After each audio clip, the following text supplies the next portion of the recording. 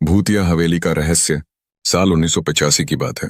एक छोटा सा कस्बा, मोरनगंज।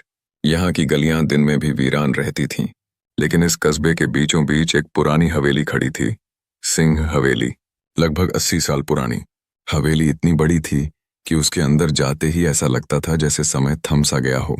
हवेली के बारे में कहा जाता था कि वहां रात के समय अजीब आवाजें आती हैं, दरवाजों के खुद ब खुद खुलने बंद होने की, रोने कराहने की, और कई बार किसी औरत की दर्द भरी चीख भी सुनाई देती थी।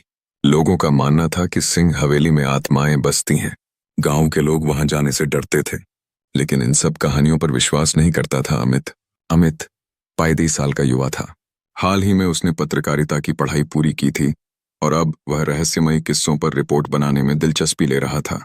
एक दिन उसे एक रहस्यमयी लिफाफा मिला, बिना किसी प्रेषक के।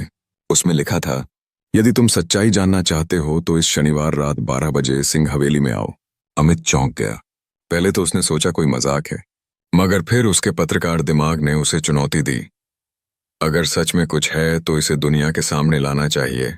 शनिवार रात अमित अपने कैमरे, टॉर्च और नोटबुक के साथ सिंह हवेली पहुंच गया।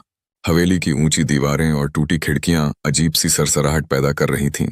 हवेली के बाहर पुरानी बेलें लटक रही थीं और हवा के झोंकों से अजीब सी आवाजें आ रही थीं। अमित ने दरवाजा धक्का देकर खोला। धूल और बदबू का एक बड़ा झोंका उसके चेहरे पर पड़ा। अंदर घुप अंधेरा था। वह धीरे धीरे आगे बढ़ने लगा। उसका दिल तेजी से धड़क रहा था, लेकिन उसके अंदर का पत्रकार उसे आगे खींच रहा था। तभी अचानक उसके कैमरे की बैटरी बंद हो गई। टॉर्च की मध्यम रोशनी में वह आगे बढ़ा। अचानक पीछे से दरवाजा अपने आप बंद हो गया। टड़ाम! अमित ने पलट कर देखा। कोई नहीं था। शायद हवा से बंद हो गया होगा। उसने खुद को दिलासा दिया। अमित हवेली के बड़े हॉल में पहुंचा। चारों तरफ टूटे हुए फर्नीचर, बिखरे हुए कागज और एक पुराना झूमर छत से लटक रहा था। तभी उसे सामने एक परछाई दिखी। कौन है वहां? अमित ने आवाज लगाई। कोई जवाब नहीं आया। परछाई धीरे धीरे पीछे के कमरे में चली गई। अमित भी धीरे धीरे उस ओर बढ़ा।